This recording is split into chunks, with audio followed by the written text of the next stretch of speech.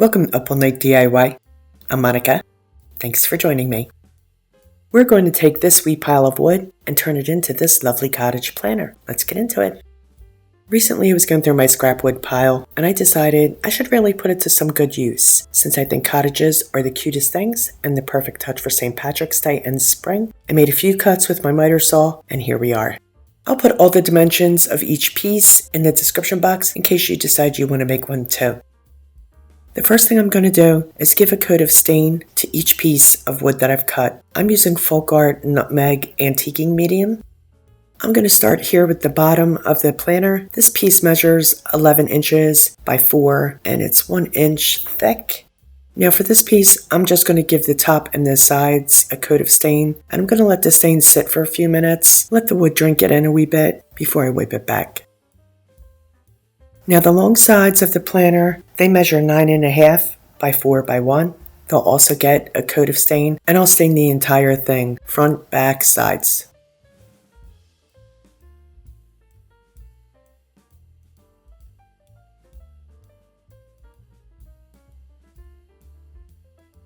So our end pieces here, the ones that are shaped like the house, I cut these at a 45-degree angle with my miter saw. These measure 6 inches tall by 4 inches wide, and again, it's 1 inch thick. I wanted to keep this design really basic and simple, so other than the 45-degree angles on these end pieces, everything else is just a straight cut. I wanted this planner to have a little dormer window, so what I did is I hung onto a piece of the wood that I lopped off in that 45-degree cut. But you'll see that in a minute or two. Now I'm going to use a soft rag and wipe back some of that excess stain.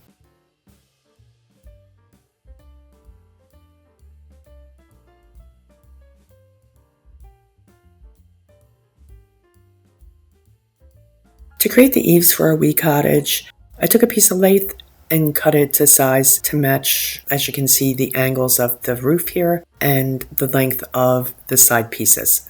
Now, what I did here for the 45-degree angle pieces, I cut one piece of the lathe slightly longer than the other. This is so I can make a butt joint. A butt joint is when two flat ends meet up evenly, but I'll show you that again a little closer up later on. I'll give the lathe a coat of the antiquing medium as well. I did sand down the lathe pieces because, they tend to be a little more rough and stubbly than all the other wood I'm using here. But all in all, the stain went on pretty nicely.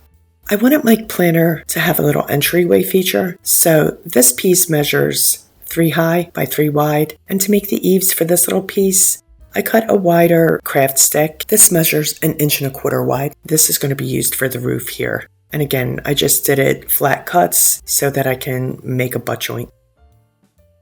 And again, I'm going to stain these pieces to match. Once everything's stained, I'm going to let them sit for about an hour to dry.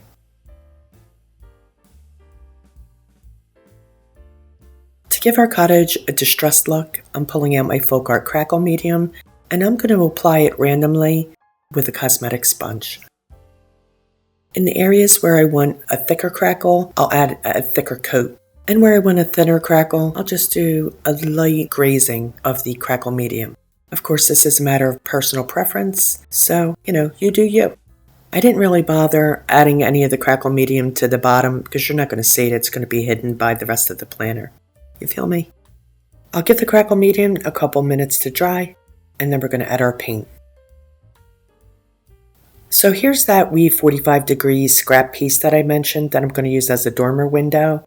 I'm going to give it a quick coat of Americana bleached sand. It's a lovely off-white, very warm, very vintage.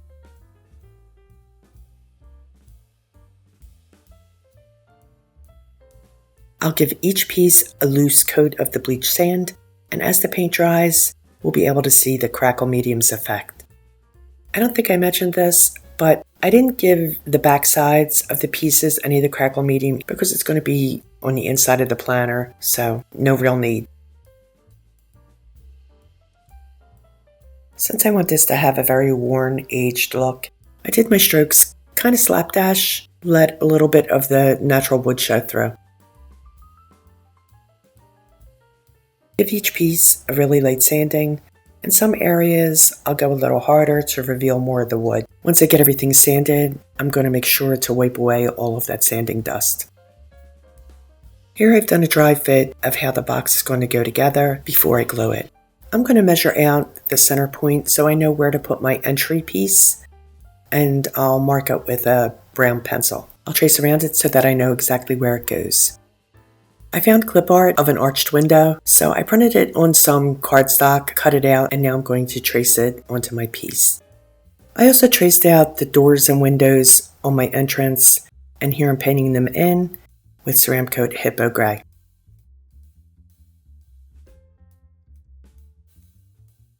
Both the side pieces, the front of the cottage and the back of the cottage, will have the arched windows.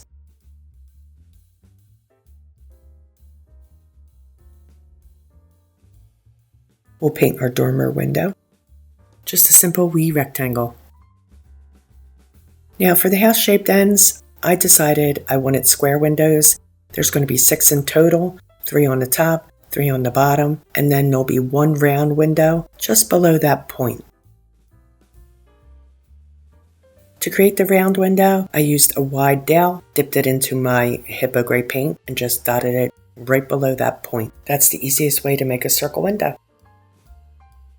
I give the other end piece the same configuration of windows. There's just something about wee cottages and houses. I have a Pinterest board dedicated to them, all different styles. I especially love Kirsty Elston's pieces. She makes the cutest things. I always try to imagine who might live in these wee buildings and what they might be up to.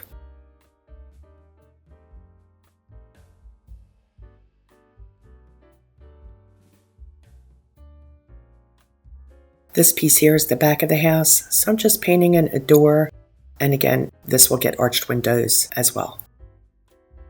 I'm sure you can tell that I'm not going for perfect here. I want it to be slightly wonky and worn.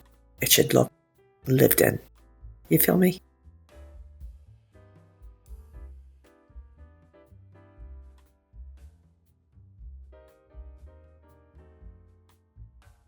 I changed my mind about the entrance. I decided I wanted it to have a 3D element to it. I used a pair of scissors to cut the arched part of one of the craft sticks to size to create the window, and then I cut a bit of a rectangular piece for the door. But first I painted over the existing door and window. I also painted the door folk art aloe green, and I'm attaching both pieces with wood glue. I come back in with bleach sand and add the details to the center of the windows.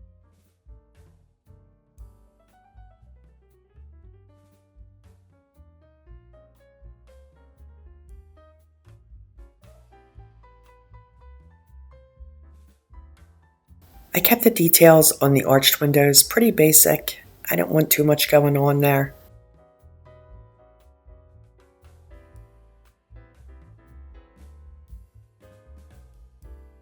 The rectangular windows will get a basic cross-shaped divider.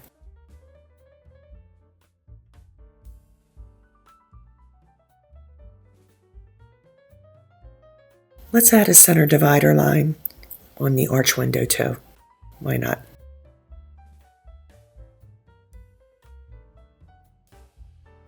Let's add the details to the dormer.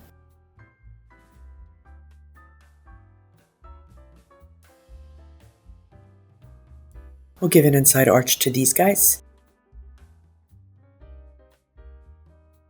And we're just going to come in here and add a couple lines at the top, just for a wee bit more detail.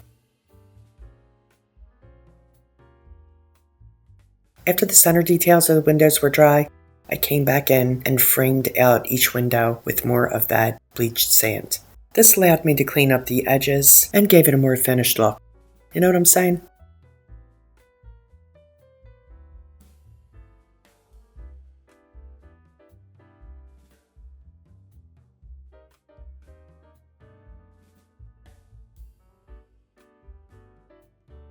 The windows on the back of the cottage will mimic those on the front, and I came back in and added a layer of that aloe green to the back door. I'm going to use folk art thicket green to add some lines to the front and back door, to give it a woody plank look. I think I'm going to add some hippo gray lines too. Now we're going to add some shading using some folk art floating medium. I coated my brush with some of the medium and I side loaded with some Americana light cinnamon. And all I'm doing is running a little bit of shading under the windows. Yeah, I like the way that looks. So I'm going to come along the side of each of the features and just run some of the shading anywhere where I think, there might be a shadow or where I want it to look distressed and vintage. You guys know that the details are the most fun, right? So I'm really just winging this. Anywhere where I think, the antiquing of the shading would look good. Anywhere where there might be a shadow, I'm going to add that to try to give it more of a 3D detail. I don't really follow a whole lot of rules here. I just go by what I think looks good. So I suggest that you do the same. Whatever looks good to your eye, go with that. I just realized that I didn't show you guys how to load the brush or elaborate on how to float the shading.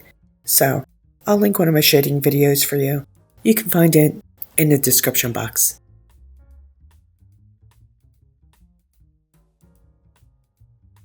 I think I'll add some to the door. The door definitely needs some.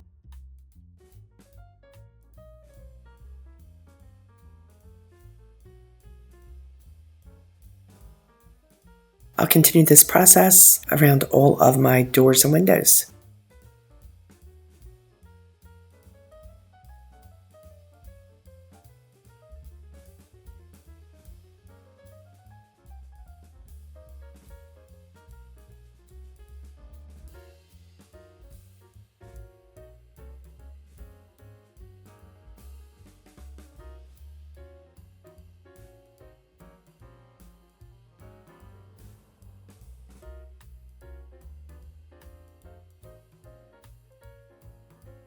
When I'm shading, I almost always use at least two colors. So here I'm coming back in with some of the hippo gray and kind of running it over where I use the cinnamon.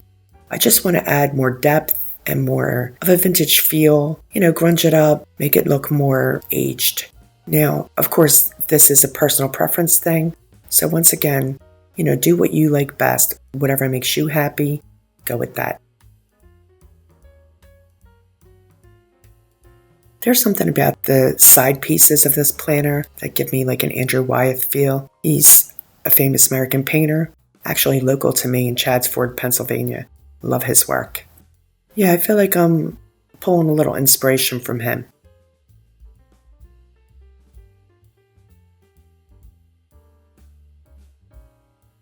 It's all these wee details that really make it feel real. You know what I'm saying?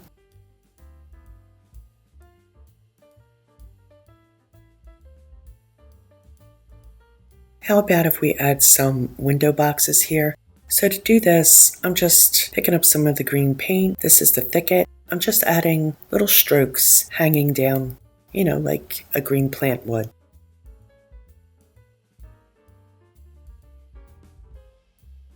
I'm going to go over this with some of the aloe green to kind of highlight those areas. Again, just little strokes. Doesn't have to be perfect. It's more of an impression. I think I'm going to want a little bit of a brighter green too. So I'm going to come in with some Ceramco Jubilee green and just add the odd leaf here and there.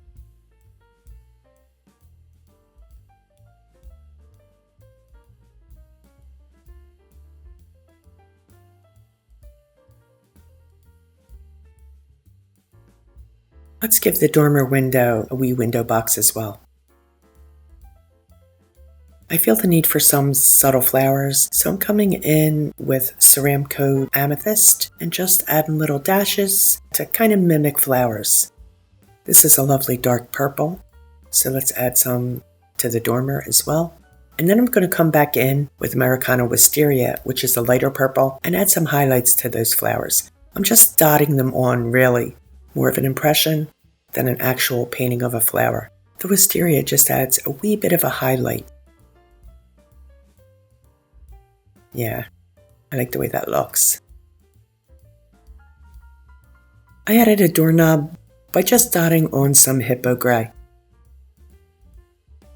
Now let's construct our planner. I'm just going to use wood glue to put this together. You could use finishing nails or you could screw it together, whatever you want. But for me, glue's perfectly fine. So I'm going to add the glue to the bottom here, and then I'm going to line up the edge of the end with the edge of the bottom plank so that they're flush with each other. I'm going to let that sit for a couple minutes before I do anything else. Okay, so here I dry fitted the pieces again, and now I'm going to add glue to the bottom of one of the sides, and I'm also going to add glue to the side where it meets up with the end piece.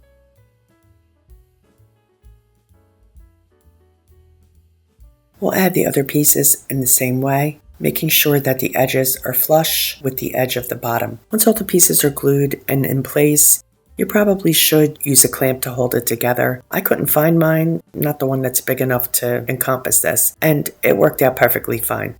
But I would advise using a clamp, especially if you're just using glue, because you definitely want everything to stay square. I was lucky all these pieces were pretty straight, nothing was warped, so it worked out. I'll glue on the eaves starting out on the long sides here. I'm just going to run a bead of glue right along the top here. Then I'm going to line up the long edge of the eave with the inside edge of the side because I want the overhang on the outside. You know what I'm saying? You know what I'm saying. Now we'll get the other side applied, just running that bead, and again lining up the edges. This actually went together really quickly, you guys.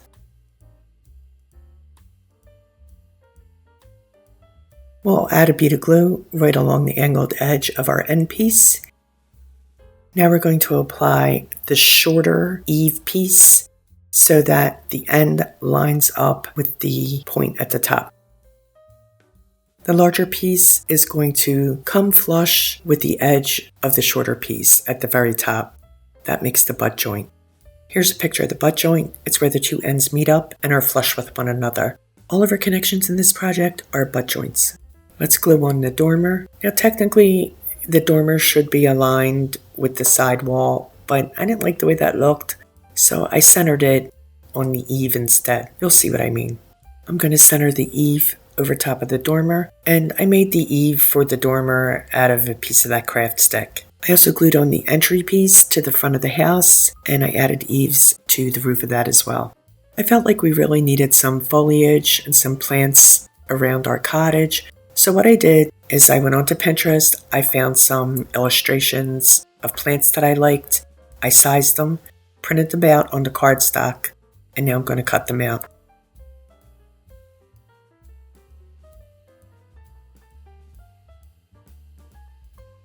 To bring some age to the plants, I'm hitting the edges with some of my Tim Holtz Vintage Photograph Distressing ink, and I'm going to also hit the edges with some black ink. Of course I am, that's how I roll.